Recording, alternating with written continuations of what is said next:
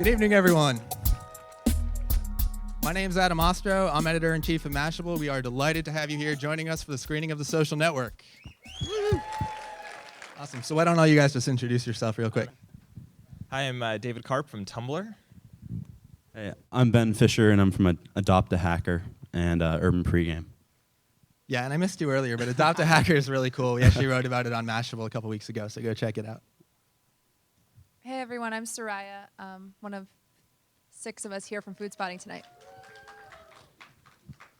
So my first question, one of the big themes I think in the film obviously is, where the idea of Facebook came from. And I think, my question isn't so much about that as a company, like, is it more invention or is it execution? I mean, what's your thought on that? There are definitely good ideas. There's some aspects to Facebook, the product, that make it absolutely brilliant, but no, they wouldn't work without terrific execution. I think they certainly go hand in hand. I think really good ideas are a rare, I don't know, I think they're a rarer thing that kind of come about every now and then that if you're really considerate you can recognize. But no, they're not, I don't know, I don't think they're fundamental in, in making a product successful. And I guess the only thing I would add is that, I think it's really a balance of ideas and execution. My background's in advertising, and growing up in the ad world, a lot of what I learned was ideas king. But entrepreneurship's always been a big part of my life, and after having left the ad world really to focus on building my own businesses and my own ideas, I've realized, it really is a balance.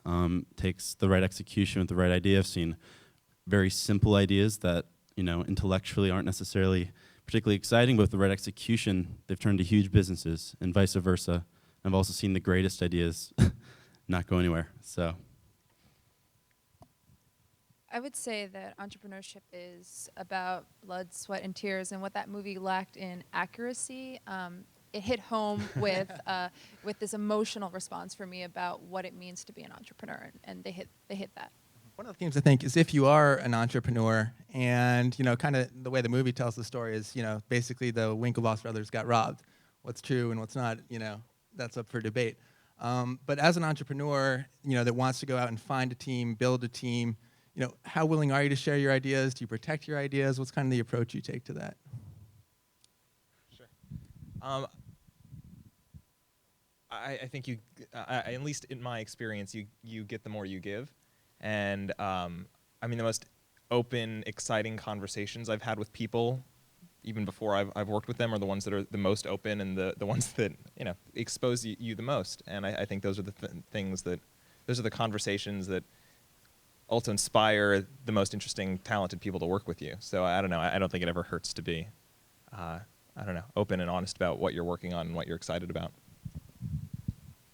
and I guess the only thing I'd add is, it takes so much more than just having an idea, that if it was just a matter of sharing ideas with people, we'd all have Facebooks, I think, again, sort of, to David's point, there's so much you could potentially gain from sharing your idea and getting someone else's perspective that, sort of as a calculated risk, I think it's generally worth sharing your ideas.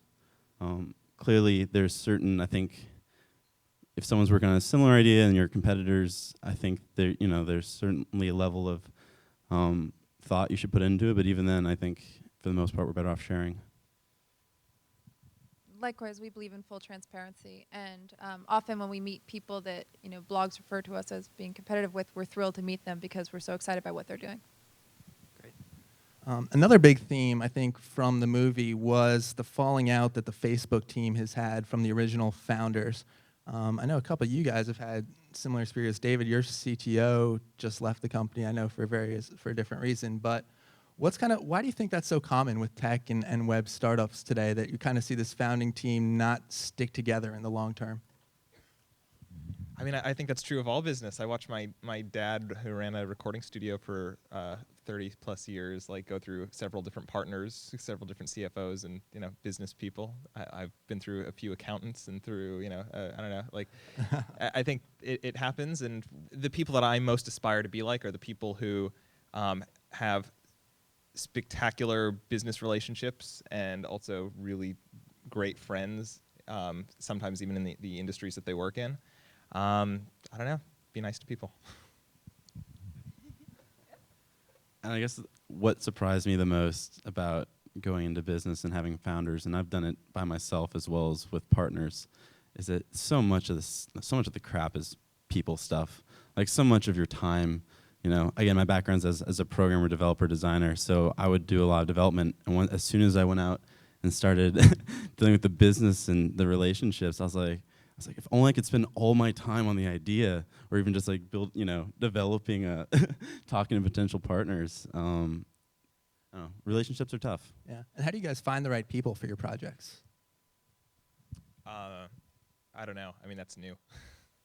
I haven't been hiring for very long. No comment. And Soraya, turning the question back to you. I know not too long ago you left a pretty promising, pretty hot startup to start your own thing. Talk a little bit about that decision and kind of your thoughts on the whole kind of team building aspect of startups.